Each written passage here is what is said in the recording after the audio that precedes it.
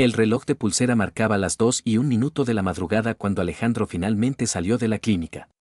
La operación se había alargado 4 horas, el caso de la niña de 8 años había resultado más complicado de lo que se esperaba inicialmente. Las manos aún le temblaban por la tensión y en sus oídos resonaban los pitidos de los monitores y las voces de las enfermeras. Encendió el motor de su sedán plateado y salió lentamente del aparcamiento. La ciudad nocturna lo recibió con calles vacías y farolas dispersas. Alejandro puso la radio, sonaba música instrumental tranquila que debía calmar los nervios después de un día tan duro. En el tercer semáforo de camino a casa, Alejandro se detuvo en rojo.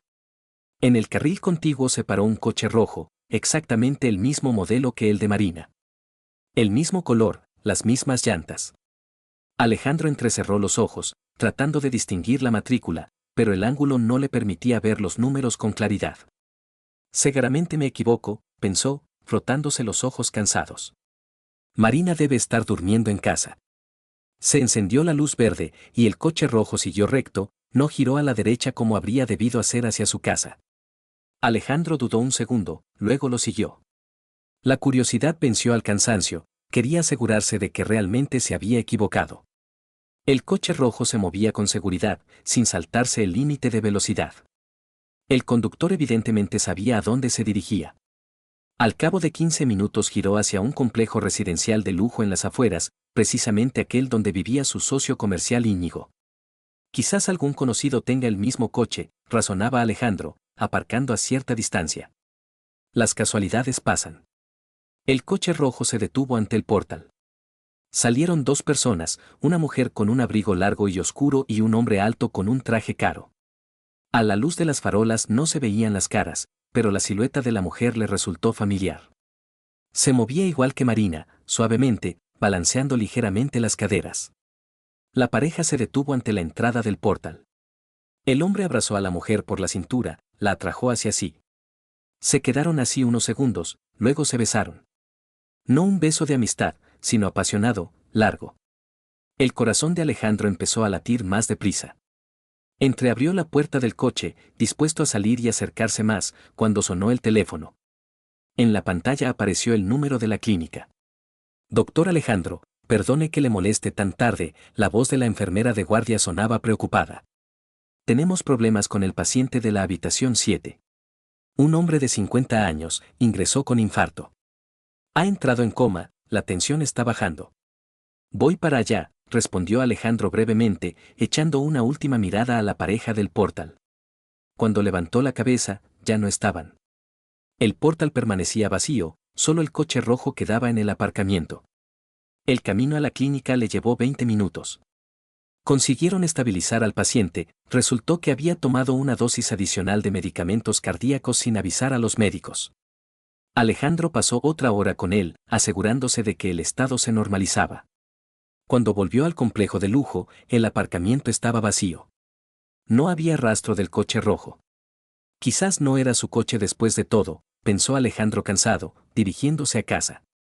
La casa lo recibió en silencio. En el recibidor colgó cuidadosamente la chaqueta en el perchero, se quitó los zapatos.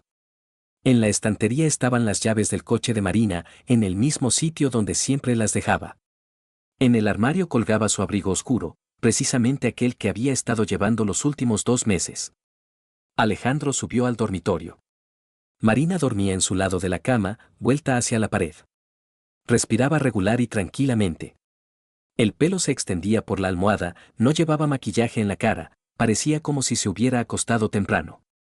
Se tumbó cuidadosamente a su lado, tratando de no despertar a su mujer. Marina se movió mientras dormía, murmuró algo ininteligible, pero no se despertó. Cansancio, se explicó Alejandro a sí mismo. Después de una operación así, el cerebro ve cosas que no existen. Reacción normal al estrés. Por la mañana lo despertó el aroma del café y el tintineo de la vajilla en la cocina. Marina estaba ante los fogones con una bata ligera, preparando huevos fritos. Parecía descansada y animada. Buenos días, se volvió hacia él con una sonrisa. ¿Cómo fue la operación? Bien. Difícil, pero salió adelante. Alejandro se sentó a la mesa, observando a su mujer. ¿Y tú qué hiciste ayer por la noche? Las cosas de siempre. Corregí cuadernos, preparé las clases. Me acosté sobre las 10, Marina puso ante él un plato con huevos fritos. ¿Por qué? Solo curiosidad. Volví tarde, pensé que quizás te habías entretenido en algún sitio. Marina frunció el ceño. ¿Dónde me habría entretenido un miércoles por la noche? Si mañana tengo la primera clase a las 8. ¿Qué pasa? ¿Me estás vigilando? En su voz se notó ofensa y Alejandro se apresuró a arreglar la situación. Por supuesto que no. Es que estoy muy cansado, el cerebro funciona de forma extraña después de operaciones así. Hasta me pareció ver tu coche en otro barrio. Mi coche estuvo toda la noche en el patio, Marina se sentó frente a él con una taza de café. Quizás alguien tenga el mismo. ¿Sabes cuántos coches rojos circulan por la ciudad? Sí, seguramente tienes razón, asintió Alejandro, cortando un trozo de huevo frito. Pero algo en su interior seguía molestándole. No el propio coche rojo, sino lo natural y convincente que Marina explicaba sus dudas. Demasiado natural, como si se hubiera preparado de antemano para tales preguntas. Alejandro trató de alejar estos pensamientos. 6 años de matrimonio le habían enseñado a confiar en su mujer. Marina nunca había dado motivos para celos o sospechas. Trabajaba en el colegio, se relacionaba con colegas mujeres, pasaba las tardes en casa. Una vida ordenada y predecible. Hoy tengo un día largo, dijo Marina, terminándose el café. Clases hasta las 3, luego consejo escolar, después reunión de padres en quinto. No llegaré a casa hasta las 8. Bien. Y yo, al contrario, hoy saldré antes. Si nadie se muere, Alejandro intentó bromear, pero la broma sonó sombría. Marina recogió los platos de la mesa, los enjuagó en el fregadero. Se movía de forma habitual, rutinaria, pero Alejandro notó que miraba el teléfono más a menudo de lo normal. ¿Te escribe alguien?, preguntó. La jefa de estudios. Confirma el horario de mañana, respondió Marina, guardando el teléfono en el bolso. Tengo que irme, llegaré tarde. Lo besó en la mejilla, rápido, mecánicamente, y se fue. Alejandro se quedó solo en la cocina, terminándose el café frío y reflexionando sobre la visión nocturna. Quizás realmente no era Marina. Quizás el cansancio y el estrés le habían jugado una mala pasada. Al fin y al cabo, en la ciudad hay decenas de miles de coches rojos y muchas mujeres llevan abrigos oscuros. Pero la imagen de la pareja besándose apasionadamente ante el portal no se le iba de la cabeza durante todo el camino al trabajo. Alejandro justo estaba terminando de examinar a una paciente con sospecha de apendicitis cuando oyó gritos en el pasillo. Al principio pensó que algún enfermo había perdido el conocimiento, eso pasaba regularmente en urgencias. Pero las voces no sonaban alarmadas, sino asustadas. Un grito agudo de mujer, gritos masculinos, pisadas corriendo. «Doctor, ¿qué pasa?», preguntó la paciente, instintivamente llevándose la mano al vientre. «No lo sé. Ahora lo averiguo», Alejandro salió al pasillo. Lo que vio no cabía en su conciencia. 3 hombres con pasamontañas negros y ropa de camuflaje se movían por el pasillo hacia su consulta. 2 llevaban fusiles automáticos, el tercero una pistola. Todo el mundo al suelo. Gritaba el más alto. Las manos en la cabeza. Los pacientes del pasillo corrían despavoridos hacia las salidas. Una anciana se cayó tratando de esconderse tras una silla. Un niño de unos 5 años lloraba en brazos de su madre. Alejandro instintivamente retrocedió hacia la consulta, pero uno de los atracadores notó el movimiento. Doctor. Quieto. ¿Qué quieren?». Alejandro levantó las manos, mostrando que no iba armado. «Llévanos a la caja fuerte de narcóticos. Rápido. No tenemos narcóticos. Esto es una clínica privada, no un dispensario de toxicomanías». El atracador con la pistola se acercó más. Los ojos tras las aberturas del pasamontañas eran fríos, decididos. «No mientas. Sabemos que aquí hay medicamentos. ¿Dónde está la caja fuerte?».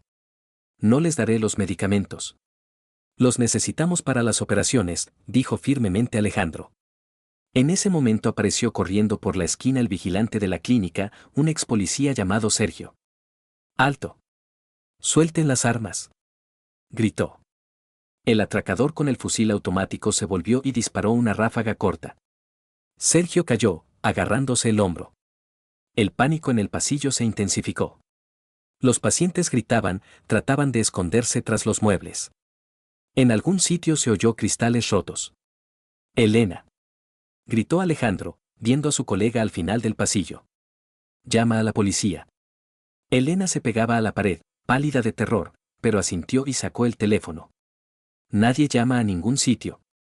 Rugió el jefe de los atracadores. Doctor, por última vez pregunto, ¿dónde está la caja fuerte? En la consulta, se rindió Alejandro. Pero no les daré la combinación. La darás. O empezamos a matar gente. El atracador dirigió el fusil automático al niño que lloraba. La madre del chico gritó, tratando de cubrirlo con su cuerpo. No hace falta, dijo rápidamente Alejandro. Vamos. Los llevó a la consulta. En la esquina había una pequeña caja fuerte metálica donde se guardaban los medicamentos más valiosos. Alejandro marcó la combinación, la puerta se abrió. Aquí tienen, señaló las estanterías con ampollas y frascos. Tomen lo que quieran. Uno de los atracadores empezó a meter los medicamentos en una bolsa de deporte. El otro mantenía el fusil automático dirigido hacia Alejandro. Más rápido, apremió el jefe, mirando el reloj. En ese momento se oyeron sirenas desde la calle. La policía había llegado más rápido de lo que esperaban los atracadores. Mierda, maldijo uno de ellos. Alguien consiguió llamar. Entonces nos abriremos paso, el jefe recargó el fusil automático.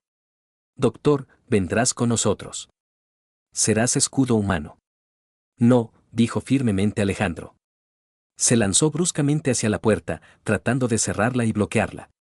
El atracador disparó, las balas atravesaron la puerta, una rozó a Alejandro en el brazo. Fuera comenzó un tiroteo. Ráfagas de automático, disparos sueltos, gritos de órdenes. Alejandro y Elena se agacharon en el suelo tras la mesa, lejos de las ventanas. ¿Cuánto crees que durará esto? Susurró Elena. No lo sé.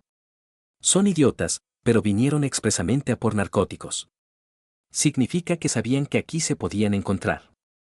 El tiroteo continuó unos 15 minutos. Después llegó un silencio que daba más miedo que los disparos. Llamaron a la puerta. Doctor Orihuela, soy la policía. ¿Pueden salir? Alejandro abrió cuidadosamente la puerta. En el pasillo había agentes de las fuerzas especiales con equipo completo. ¿Qué pasa con los atracadores? Preguntó. Uno muerto, dos han huido por la salida trasera. Pero los encontraremos. Alejandro examinó el pasillo. Por todas partes había cristales rotos. El vigilante Sergio estaba sentado contra la pared mientras los médicos le curaban la herida. Elena, ¿cómo estás? Se volvió hacia su colega. Ella salió de la consulta, pero inmediatamente se llevó la mano a la mejilla. Creo que me ha dado un cristal, dijo con voz débil. Alejandro apartó cuidadosamente su mano. En la mejilla había un corte superficial de cristal, no peligroso. Ahora te lo curamos, sacó el botiquín. Mantén la cabeza recta. Mientras limpiaba la herida y ponía una tirita, Elena callaba. Las manos le temblaban por el estrés vivido. Gracias, dijo en voz baja cuando terminó. Si no fuera por ti, no sé qué habría sido de mí. Nos salvamos mutuamente, respondió Alejandro, guardando el botiquín. Sacó el teléfono para llamar a Marina. Necesitaba avisarla de lo ocurrido antes de que se enterara por las noticias. El teléfono no respondía. Después de varios tonos se conectó el contestador automático. Qué raro, pensó Alejandro. En el colegio ya han terminado las clases. Lo intentó otra vez media hora después. Otra vez el contestador. Llegó el investigador. Comenzó el interrogatorio de testigos. Alejandro contó todo lo que había visto, describió a los atracadores, su comportamiento, sus palabras. El investigador anotaba cada detalle. Sabían de los medicamentos, dijo Alejandro. Alguien les informó. Lo comprobaremos, asintió el investigador. ¿Quién tenía acceso a información sobre sus medicamentos? Yo, la jefa de farmacia, la enfermera jefe. Y mi socio comercial es copropietario de la clínica. Deme los contactos de todas estas personas. Alejandro dictó los números de teléfono, incluyendo el número de Íñigo. La idea de que alguien cercano pudiera haber facilitado información a los atracadores era desagradable, pero había que considerarla. La investigación terminó. Cerraron temporalmente la clínica para peritaje criminológico. Trasladaron a los pacientes a otros centros médicos. Alejandro volvió a intentar llamar a Marina. Esta vez respondió al primer tono. Alejandro. ¿Qué ha pasado? He visto las noticias sobre el atraco en la clínica. Todo bien, no me han herido. ¿Dónde estabas? Te he llamado varias veces. En el consejo escolar. Puse el teléfono en silencio, no lo he oído. Ahora mismo voy hacia ti. Marina llegó media hora después. Parecía preocupada, pero Alejandro notó que la tensión en su cara era algo antinatural. Como si se obligara a parecer asustada. Dios mío, ¿qué ha pasado aquí?, dijo, mirando el pasillo destrozado. Nada grave. Nadie ha resultado gravemente herido. ¿Y a ti no te han herido? Un rasguño en el brazo, una tontería. Marina lo abrazó, pero el abrazo resultó formal, sin calor. Alejandro sintió que tenía prisa por terminar esta conversación. ¿Quizás nos vamos a casa?, propuso. Necesitas descansar después de tanto estrés. En ese momento se acercó Íñigo. Había venido en cuanto se enteró del incidente y parecía sinceramente preocupado. Alejandro, ¿cómo estás? En cuanto oí las noticias, vine corriendo. Íñigo le estrechó la mano. ¿Qué dice la policía? A uno lo han matado, 2 han huido. La investigación continúa. ¡Qué horror! ¿Y qué querían? Medicamentos de la caja fuerte. Sabían exactamente qué buscar. Íñigo frunció el ceño. Significa que alguien filtró información. Habrá que revisar el sistema de seguridad. Propongo instalar nueva alarma, cámaras, quizás contratar un segundo vigilante. Buena idea, asintió Alejandro. Le pareció extraño que Íñigo conociera tan detalladamente los pormenores del atraco. Pero probablemente había conseguido hablar con los policías o había visto las noticias. Y además, continuó Íñigo, creo que deberíamos limitar temporalmente el círculo de personas que tienen acceso a información sobre medicamentos. Solo los empleados más probados. Reasonable, asintió Alejandro. Marina permanecía en silencio al lado, mirando periódicamente el teléfono. Alejandro notó que evitaba mirar a los ojos a Íñigo.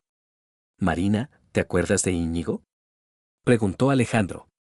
Mi socio comercial. Por supuesto, le tendió la mano para saludar. Nos conocimos en la fiesta de empresa el año pasado. Sí, me acuerdo, Íñigo le estrechó la mano. Entonces llevabas un vestido azul. Alejandro se sorprendió, él tenía buena memoria, pero no recordaba de que iba vestida su mujer hace un año. E Íñigo sí se acordaba. Tenemos que irnos a casa, dijo Marina. Alejandro necesita descansar. Por supuesto, asintió Íñigo. Alejandro, si necesitas algo, llama a cualquier hora. Somos socios, debemos apoyarnos mutuamente. En casa Alejandro se duchó y trató de relajarse, pero la tensión nerviosa no pasaba. Ante los ojos aparecían constantemente los fusiles automáticos, los pasamontañas de los atracadores. Durante la cena Marina estaba callada, distraída. Varias veces su teléfono vibró por mensajes, pero ella no los leía delante de Alejandro. ¿Te escribe alguien?, preguntó. Los colegas preguntan cómo estás. Todos han visto las noticias. Puedes responder que todo está bien. Luego responderé. Por la noche Alejandro no podía dormirse. En cuanto cerraba los ojos, inmediatamente oía las ráfagas de automático, veía las caras de los atracadores. A la 1:30 se rindió definitivamente y fue a la cocina a beber agua.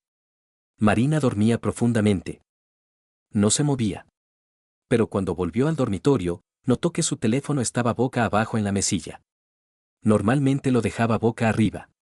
Paranoia, se dijo Alejandro. Después de un día así es normal sospechar de todos y de todo.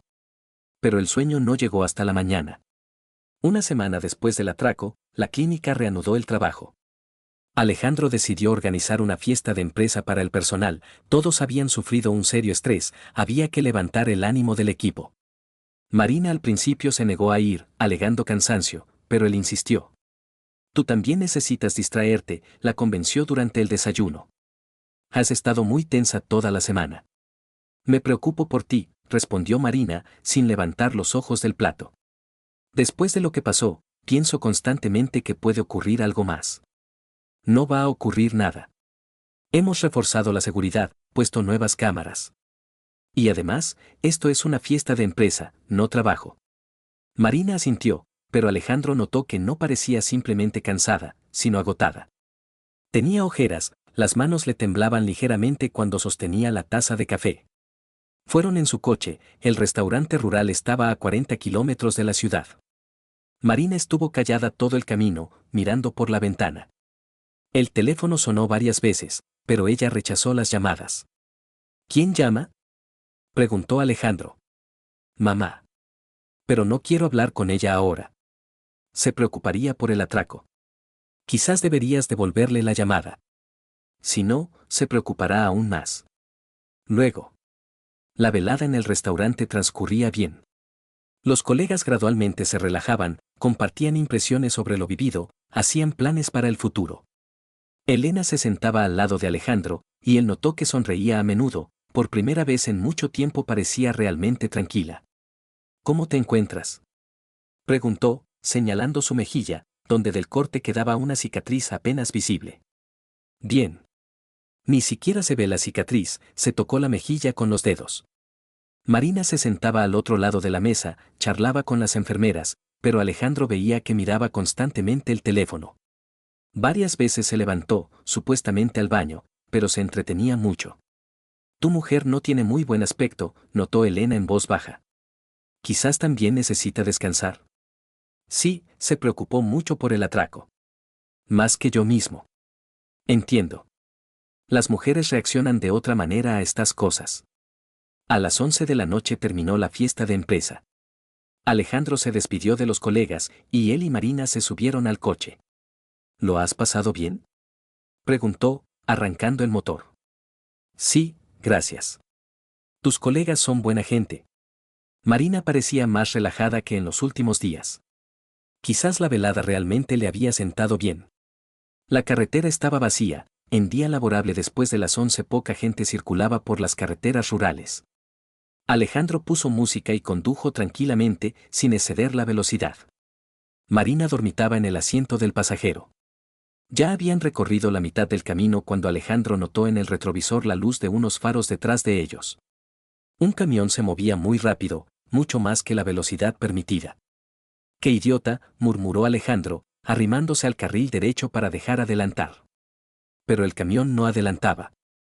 Iba detrás, a veces acercándose casi hasta pegarse a su parachoques. Marina, despierta, llamó Alejandro. Mira atrás, qué loco hay ahí.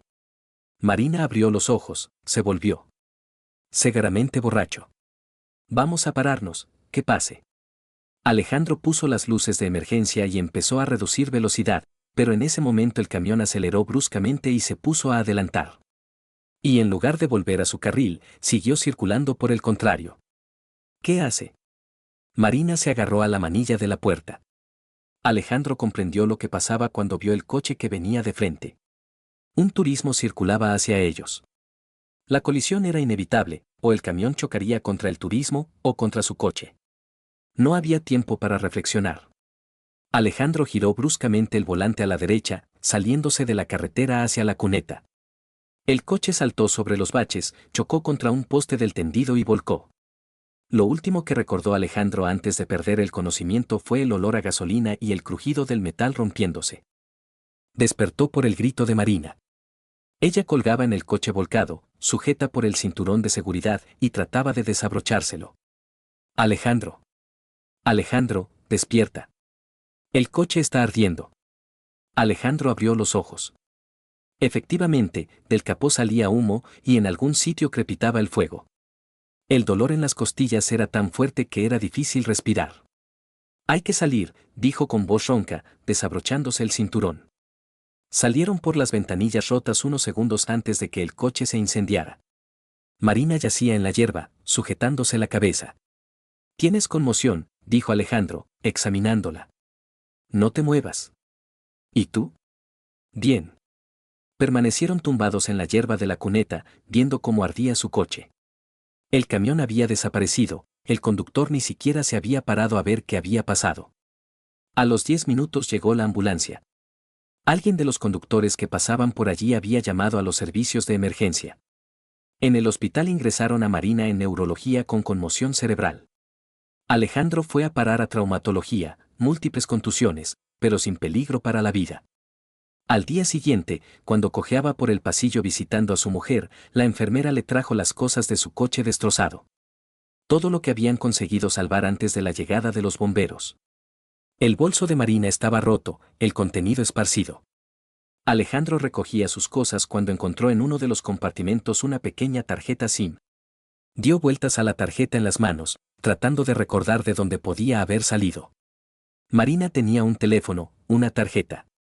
¿Para qué necesitaba una segunda?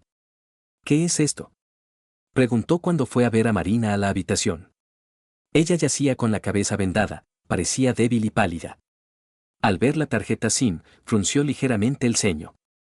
Ah, es una tarjeta vieja. Hace poco cambié de tarifa, compré una nueva, y esta la llevaba de repuesto. Por si perdía la principal. Entiendo, asintió Alejandro. La explicación sonaba lógica. ¿Cómo te encuentras? Me duele la cabeza, un poco de náuseas. El médico dice que es normal con la conmoción. He conseguido que te trasladen a una habitación individual. Así estarás más tranquila. Gracias. Marina cerró los ojos, y Alejandro pensó que se había dormido. Pero al cabo de un minuto volvió a hablar. ¿Y el coche? Se quemó completamente. Pero el seguro lo cubrirá. ¿Y el camión? La policía lo busca. Pero es difícil que lo encuentren, no vi la matrícula en la oscuridad. Llamaron a la puerta. Entró Íñigo con un gran ramo de flores y una bolsa de fruta. ¿Cómo están nuestros enfermos?, preguntó, poniendo las flores en un jarrón del alféizar. Vivos, que es lo principal, respondió Alejandro. En cuanto me enteré del accidente, vine directamente. ¿Qué dicen los médicos? Marina tiene conmoción, pero no grave. Yo tengo contusiones. En una semana nos dan el alta. Íñigo se acercó a la cama de Marina. ¿Cómo está, Marina? Tiene mala cara. Gracias por venir. Me duele la cabeza, pero es soportable. He traído fruta. El médico ha dicho que con la conmoción son buenas las vitaminas. Alejandro se sorprendió. ¿Cuándo había tenido tiempo Íñigo de hablar con el médico? Pero decidió que simplemente había preguntado a la enfermera de guardia. Si necesitan algo, llamen a cualquier hora, dijo Íñigo, disponiéndose a marcharse. Vendré a verlos todos los días. Y efectivamente venía todos los días. Traía flores para Marina, fruta, revistas. Se interesaba por su estado de salud, hablaba largo rato con ella. Alejandro estaba agradecido por tanta atención, él mismo no siempre tenía tiempo para largas visitas hospitalarias, y a Marina evidentemente le faltaba comunicación. Elena también venía a visitarlos. Durante una de las visitas comentó. Su mujer recibe muchas llamadas. El teléfono suena cada media hora. Alejandro se fijó en eso. Efectivamente, el teléfono de Marina sonaba constantemente, pero ella raramente respondía en su presencia. ¿Quién llama tan a menudo?, preguntó a su mujer. Familiares, colegas. Todos se han enterado del accidente, se preocupan. No respondo a todos, me duele la cabeza con las conversaciones. Quizás desconectes el teléfono completamente. Mientras te curas. No, por si algo importante. Mejor rechazo las llamadas innecesarias. Alejandro no insistió. Al fin y al cabo, después de un accidente así es natural que la gente se preocupe y llame para preguntar por el estado de salud. A los 3 días le dieron el alta. Marina debía quedarse unos días más bajo observación médica. No te preocupes, dijo, acompañándolo hasta la puerta de la habitación. Íñigo ha prometido venir todos los días, así que no me aburriré. Bien. Y yo vendré por las tardes. En casa había soledad y silencio sin Marina. Alejandro trató de ocuparse del trabajo, revisaba revistas médicas, respondía cartas de colegas. Pero los pensamientos volvían constantemente al accidente. El camión circulaba demasiado intencionadamente. El conductor no trataba de evitar la colisión, no frenó ante el coche que venía de frente. Como si quisiera provocar el accidente. Tonterías, se dijo Alejandro. Simplemente un idiota borracho que tuvo suerte de seguir vivo. Pero la sensación de que algo no estaba bien no lo abandonaba. Por la tarde fue a visitar a Marina. Estaba sentada en la cama y hablaba por teléfono, en voz baja, casi susurrando. Al verlo, se despidió rápidamente del interlocutor. ¿Quién llamaba? Preguntó Alejandro. La jefa de estudios. Preguntaba cuándo podré volver al trabajo. ¿Y por qué susurrando? En la habitación de al lado hay un enfermo durmiendo. No quería despertarlo. La explicación era razonable, pero Alejandro notó que Marina parecía inquieta. Como si la conversación no hubiera sido sobre trabajo, sino sobre algo más serio. Pero no preguntó más. Después del accidente todos tenían los nervios destrozados, era normal. Alejandro volvió al trabajo una semana y media después del accidente. Las costillas aún le dolían, especialmente por las mañanas, pero el médico le permitió empezar con obligaciones ligeras. A Marina le dieron el alta, la conmoción había pasado sin complicaciones. El primer día laboral empezó normalmente. Alejandro revisó el correo, planificó las consultas de pacientes, habló con el personal. Todos preguntaban por su salud, se interesaban por el accidente. Al mediodía se sintió cansado, pero era esperable después del descanso forzoso. ¿Cómo va? Preguntó Elena, asomándose a su consulta sobre la una. ¿No te estás cansando demasiado? Por ahora bien. Aunque las costillas se hacen notar. Quizás deberías acortar la jornada laboral. La primera semana al menos. Ya veremos. ¿Y tú cómo estás? La cicatriz apenas se nota. Elena se tocó la mejilla. Sí, ha curado bien. ¿Quieres café? Justo iba a preparar. Gracias, pero tengo, Alejandro señaló su termo. Marina me lo ha preparado esta mañana, dijo que el café del hospital me hace daño.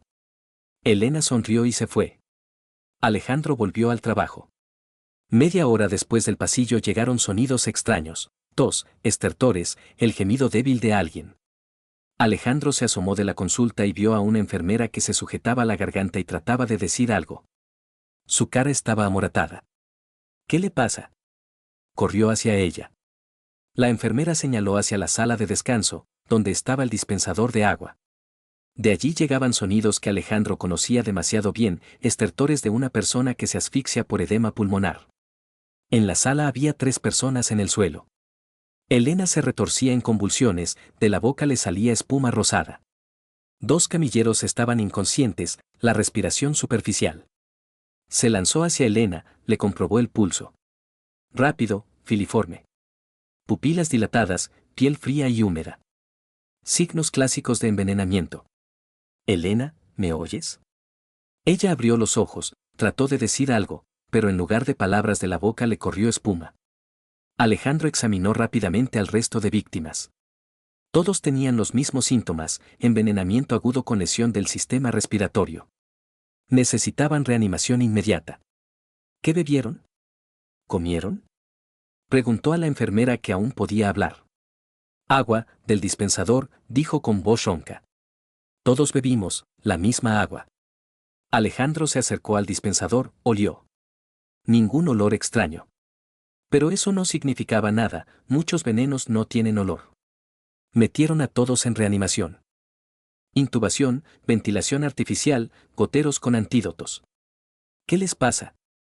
Preguntó el médico. Envenenamiento agudo. Presuntamente, a través del agua potable. ¿Cuántas víctimas? Alejandro hizo un cálculo rápido. 7 personas en estado grave. Otras 3 con síntomas leves. ¿Y usted por qué no se ha intoxicado? Bebí café del termo, no tomé agua.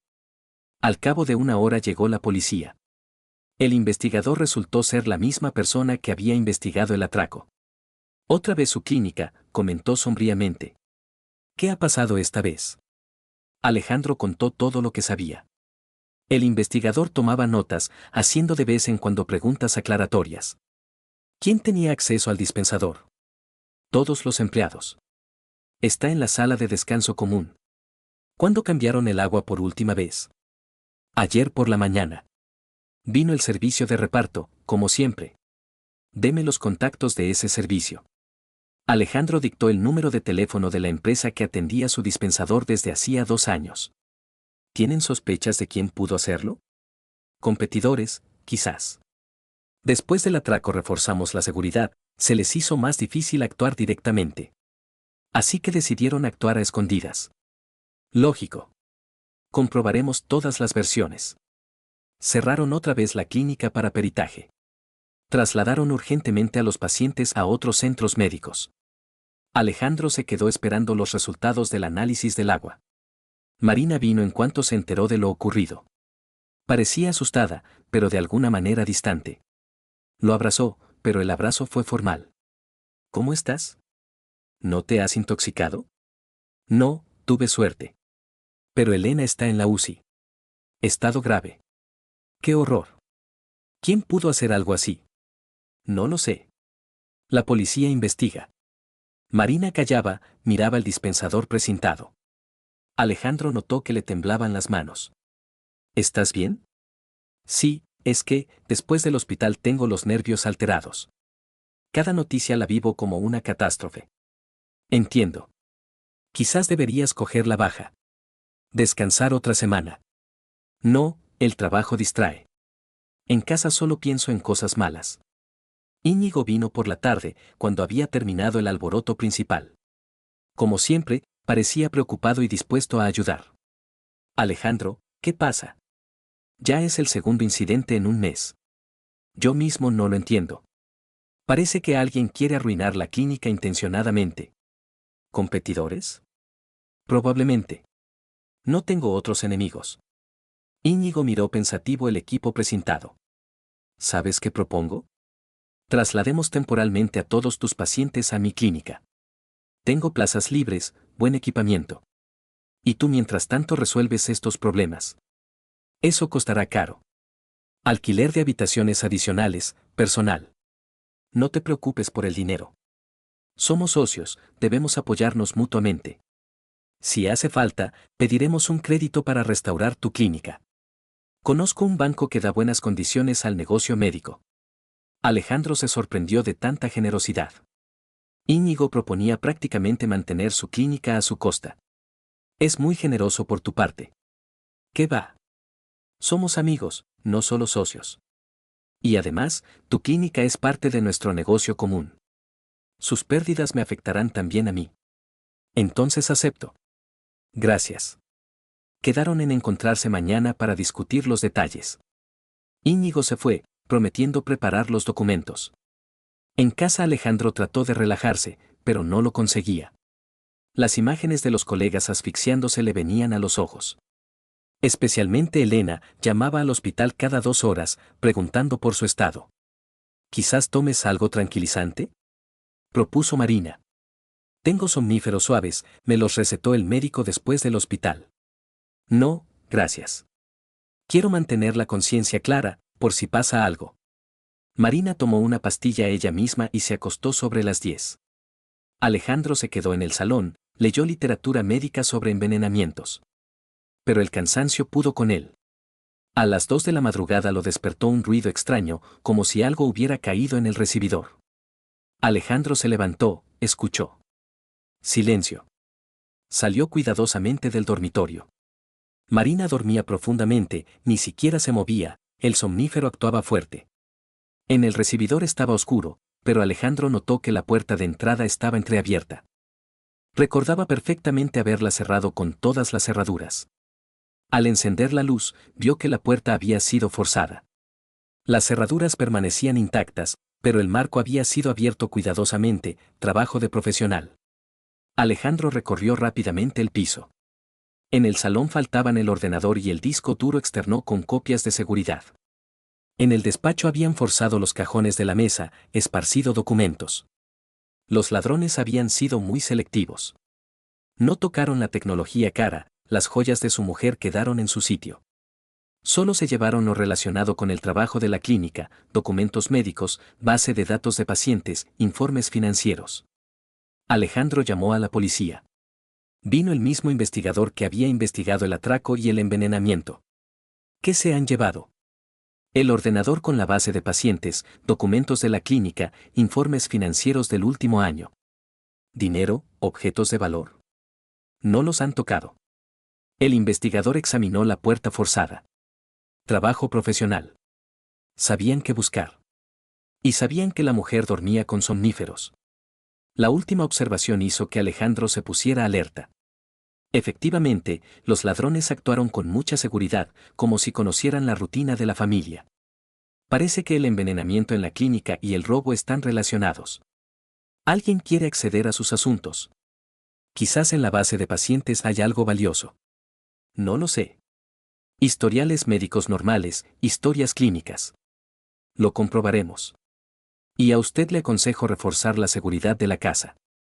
Instalar alarma, cámaras. Al día siguiente Alejandro llamó al servicio de seguridad. En casa instalaron sensores de movimiento, cámaras de vigilancia, conexión directa con la empresa de seguridad. Ahora, si alguien trata de entrar, la patrulla llegará en 5 minutos, explicó el técnico. Alejandro se sintió más seguro. ¿Pero por qué los ladrones buscaban precisamente documentos médicos? ¿Qué podía haber de valioso en ellos? Alejandro no sabía la respuesta a esta pregunta. Íñigo vino el sábado por la mañana en un todoterreno negro con cristales tintados. Alejandro se sorprendió, para un viaje de 2 días al bosque el coche parecía excesivamente grande y caro. ¿Listo para el descanso?, preguntó Íñigo, saliendo del coche. Creo que ahora necesitas distraerte de todos estos problemas. Sí, seguramente tienes razón, asintió Alejandro, echando la mochila en el maletero. Después de todo lo que ha pasado, la cabeza no funciona. Exacto. Un par de días en la naturaleza, aire fresco, silencio, y los nervios se tranquilizarán. Íñigo parecía tenso, la sonrisa resultaba forzada. Alejandro lo atribuyó al cansancio, el socio también estaba preocupado por los problemas de la clínica. Fueron por la autopista hacia el bosque. Íñigo se sentó en el asiento del pasajero, fumaba sin parar y cada pocos minutos sacaba el teléfono. Comprobaba mensajes, marcaba números, pero no conseguía comunicar. ¿Ha pasado algo?, preguntó Alejandro, notando cómo el socio apretaba nerviosamente el teléfono. No, asuntos de trabajo. Quería cerrarlos antes del viaje, pero no he tenido tiempo. Quizás mejor lo aplazamos. Si hay asuntos urgentes. De ninguna manera. Yo también necesito descansar. El trabajo puede esperar. Pero Íñigo siguió fumando cigarrillo tras cigarrillo. Alejandro nunca lo había visto en tal estado, normalmente el socio era tranquilo y seguro de sí mismo. Al cabo de 1 hora giraron de la carretera principal a una rural. El asfalto se cambió por tierra, que llevaba a un bosque espeso. Los árboles se cerraban sobre la carretera, creando un túnel verde. ¿Falta mucho?, preguntó Alejandro. Unos 20 kilómetros. Pero el sitio es apartado, nadie molestará. ¿Y a qué vamos a cazar? Jabalíes. Hay muchos aquí, los lugareños se quejan de que estropean las cosechas. Íñigo sacó del guantero un paquete de cigarrillos, ya el tercero en el camino. Las manos le temblaban ligeramente cuando encendía. Íñigo, ¿seguro que estás bien? ¿Quizás te duele algo? No, simplemente no he dormido. Toda la noche pensando en la clínica, en cómo nos recuperaremos. Entiendo. ¿Y el crédito que proponías, las condiciones son normales? Excelentes. Interés pequeño, plazo largo. El banco se especializa en negocio médico, entiende la especificidad. Pero Íñigo hablaba como distraído, desviándose constantemente al teléfono. Varias veces trató de llamar, pero colgó sin esperar respuesta. Finalmente llegaron al sitio, un pequeño claro entre bosque espeso. Había una casita de madera, evidentemente un refugio de caza. Alrededor ni un alma, solo voces de pájaros y ruido de viento en las hojas. Sitio bonito, dijo Alejandro, saliendo del coche. Sí, apartado. Aquí rara vez viene alguien. Íñigo abrió el maletero y sacó 2 carabinas de caza en fundas. Las armas parecían serias, no escopetas turísticas, sino rifles profesionales con miras ópticas.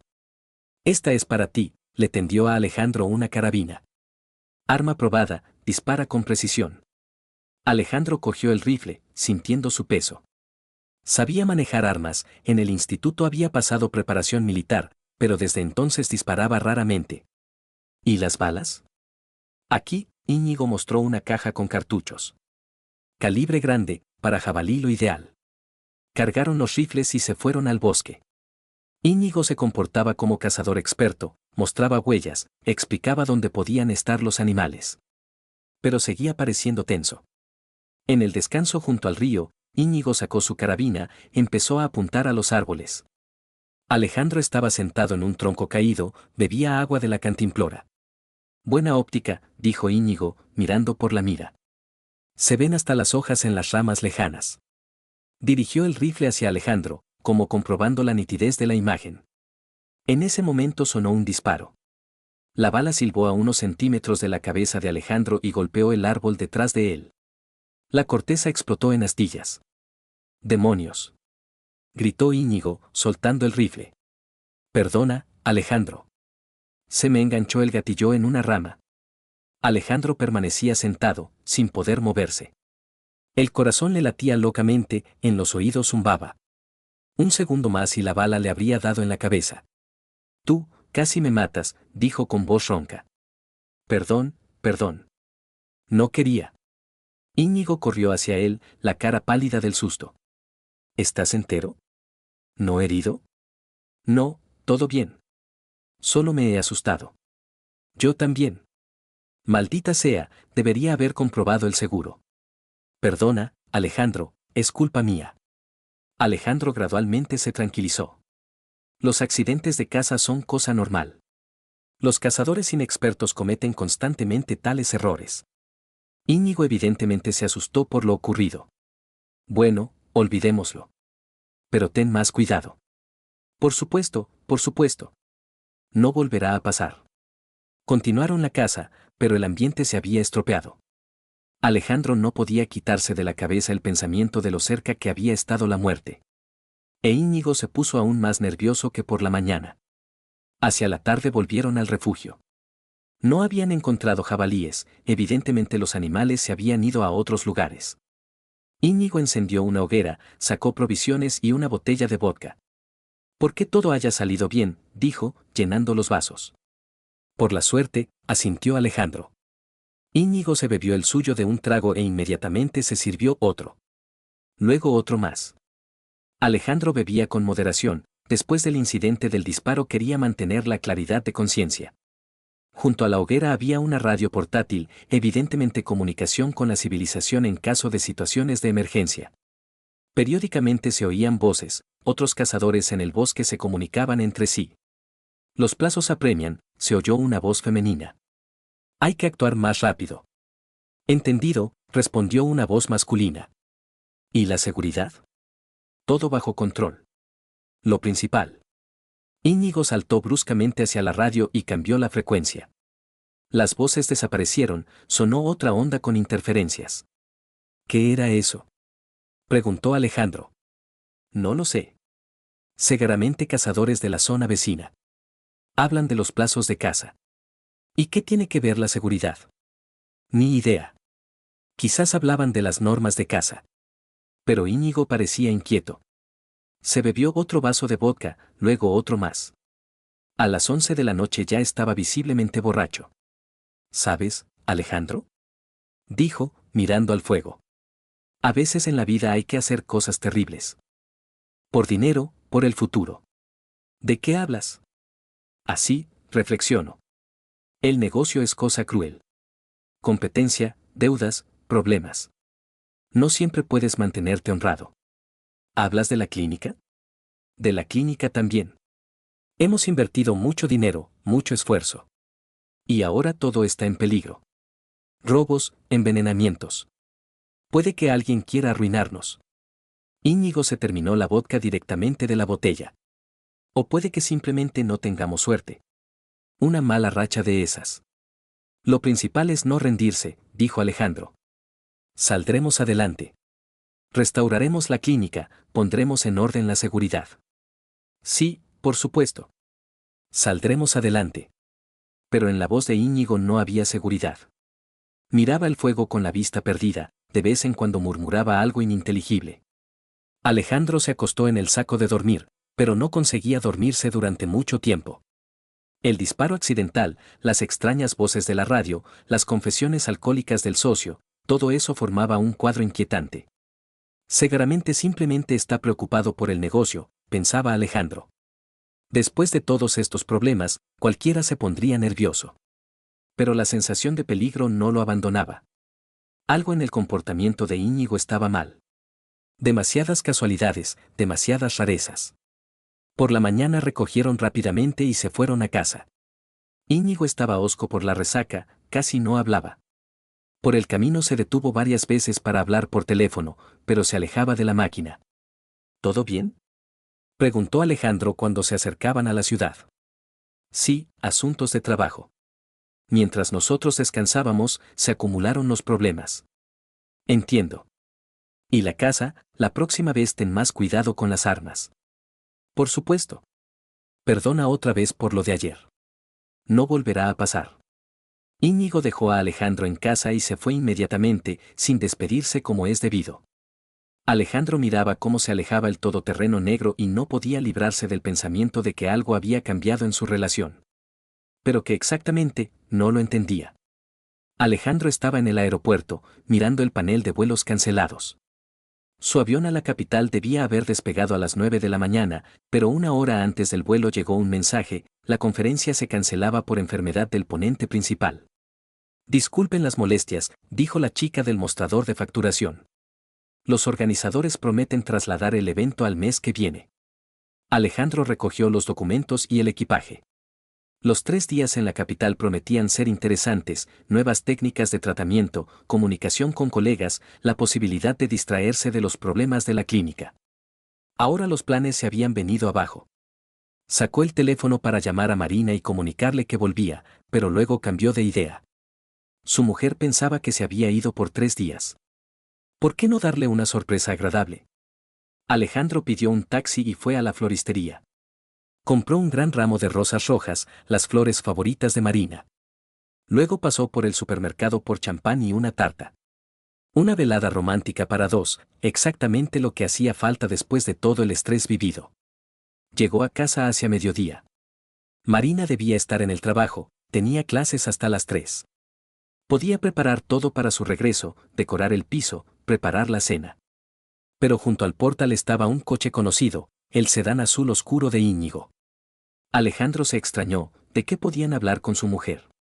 Quizás Íñigo había venido a preguntar algo sobre la conferencia o a entregar documentos. Subió. En el recibidor había silencio, pero del salón llegaban voces apagadas. Alejandro quiso llamar a Marina, pero algo le hizo detenerse. Las voces sonaban extrañas.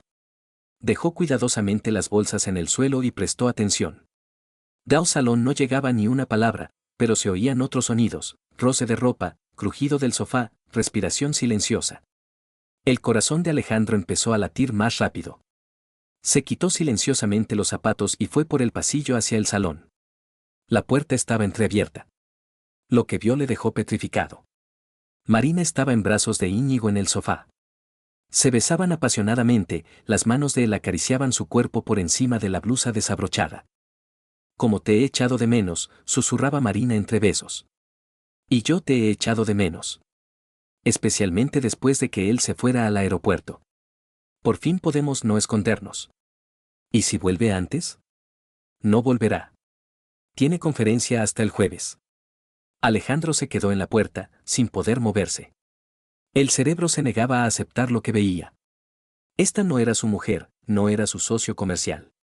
Eran personas extrañas que le traicionaban en su propia casa. «Vamos al dormitorio», susurró Marina. «En el sofá es incómodo». Alejandro la siguió como hipnotizado. Las piernas no obedecían. Desaparecieron arriba. Algo dentro de Alejandro se rompió. El estupor se cambió por furia, salvaje, ciega, que lo consumía todo. Se lanzó hacia la escalera, saltando los escalones de 2 en 2. La puerta del dormitorio estaba entreabierta. «¡Puta!», gritó Alejandro, irrumpiendo en la habitación. «Zorra vendida». Marina gritó, trató de cubrirse con la sábana. Íñigo se volvió, su cara se desfiguró de horror. «Alejandro. Esto no es lo que piensas». Alejandro agarró lo primero que pilló, un jarrón de la mesita de noche, y se lo tiró a Íñigo. Íñigo esquivó el jarrón, saltó de la cama. «Alejandro, cálmate. Hablemos como adultos». «Hablar». Alejandro se lanzó sobre él con los puños. Te tiras a mi mujer en mi cama y propones hablar. Íñigo amagó un golpe, pero Alejandro consiguió reaccionar. Los dos rodaron por el suelo, intercambiando puñetazos. Alejandro, párate. Gritaba Marina, poniéndose una bata. Os vais a matar. Íñigo era más joven y físicamente más fuerte, pero Alejandro luchaba con la furia del marido engañado. Se agarró al cuello del socio, apretaba, tratando de estrangularlo. Íñigo le dio un rodillazo en el estómago, Alejandro se dobló de dolor. Íñigo se levantó, se vistió rápidamente. Esto es un malentendido, dijo, dirigiéndose hacia la puerta. Podemos solucionarlo civilizadamente. No hay nada que solucionar. Rugió Alejandro. Sal de mi casa. Alejandro, por favor, escúchame. He dicho que te vayas. Íñigo cogió la chaqueta y salió corriendo. Se oyó el portazo de la entrada. Alejandro se quedó solo con Marina. Ella estaba sentada en la cama, llorando en silencio. ¿Cuánto tiempo? Preguntó con voz ronca. ¿Qué? ¿Cuánto tiempo te estás acostando con él? Marina se secó las lágrimas. 8 meses. 8 meses, repitió como un eco. ¿Significa que todo este tiempo me has estado mintiendo? ¿Los cursos, los consejos escolares, la madre enferma? Perdóname, Alejandro. No quería que te enteraras. No quería hacerte daño. ¿No querías hacerme daño? Alejandro se rió con una risa terrible, quebrada. ¿Y qué es esto, según tú? Señaló hacia la cama deshecha. ¿Y los robos en la clínica? ¿Los envenenamientos? ¿El accidente en la carretera? ¿También es obra vuestra? Marina palideció. No sé de qué hablas. ¿No sabes? Alejandro se acercó. ¿Y el disparo accidental en la casa? ¿El robo de documentos en casa? ¿Todos son casualidades? Alejandro, te juro que no sé nada de eso. Mientes. Amago pegarle. Queríais matarme. Conseguir la clínica y el dinero. No. Eso no es verdad. Marina cayó de rodillas, suplicando. Sí, te engaño. Sí, nos vemos desde hace 8 meses. Pero no queríamos matar a nadie. Simplemente nos amamos. Alejandro miró a su mujer, arrodillada ante él. Vete de mi casa, dijo en voz baja. Inmediatamente. Alejandro. Vete. Gritó. Y que no te vean nunca más. Marina se levantó, cogió la ropa del suelo y salió corriendo del dormitorio. Al cabo de 1 minuto se oyó el portazo de la entrada. Alejandro se quedó solo. 6 años de matrimonio habían terminado en 15 minutos. 1 año y medio después Marina estaba sentada en una pequeña habitación de la casa de sus padres y hojeaba las noticias en las redes sociales. En la pantalla del teléfono apareció una foto de Alejandro con una niña pequeña en brazos. Estaban junto a la nueva clínica, un edificio moderno de cristal y hormigón. El letrero de la fachada decía, Centro Médico Dr. Herrera. Al lado de Alejandro sonreía Elena con una bata blanca de directora médica. Marina amplió la fotografía, examinando las caras. Alejandro parecía feliz, descansado. Las arruguitas alrededor de los ojos seguían ahí, pero ahora eran arruguitas de risa, no de estrés constante. Elena le cogía del brazo con aire de mujer que conoce su valor. La niña tendría alrededor de 1 año, igual de seria que el padre, con sus mismos ojos oscuros. Una familia hermosa, un negocio próspero, estabilidad. Marina cerró la aplicación y miró alrededor. En la mesa había una nómina de la farmacia, 15.000 pesetas al mes por trabajar de farmacéutica. Hace 1 año y 3 meses su vida se vino abajo en un día. Primero fue el juicio. Alejandro contrató a los mejores abogados, que desmontaron pieza a pieza su matrimonio. Los bienes gananciales se dividieron, pero durante el matrimonio no se había comprado nada aparte del coche. Marina se quedó solo con las cosas personales, algunos muebles y el coche. Íñigo fue condenado a 3 años en suspenso. Estafa y vínculos con el crimen. Todo gracias a los abogados. Pero los gastos de abogados arruinaron a Íñigo. Le quitaron la licencia médica después del escándalo. La clínica quebró. A Marina la despidieron por el escándalo. Los amigos le dieron la espalda uno tras otro. Las mujeres porque veían en ella una amenaza para sus familias. Los hombres porque temían escándalos con sus esposas. Los colegas evitaban los encuentros, los conocidos cruzaban a la otra acera. 2 meses después del divorcio, Marina comprendió que en la ciudad no podría sobrevivir. Tuvo que irse con sus padres a un pequeño centro de provincia. Su madre la recibió fríamente. Te advertí que ese Íñigo no te traería nada bueno. Pero no escuchaste, pensaste que sabías más. Mamá, si no fue adrede. ¿No fue adrede? Adrede engañaste a tu marido. Ahora cosecha los frutos. El padre directamente no le habló durante una semana. Luego dijo brevemente: vive hasta que encuentres trabajo. Pero que no haya más historias así. Buscó trabajo durante 3 meses.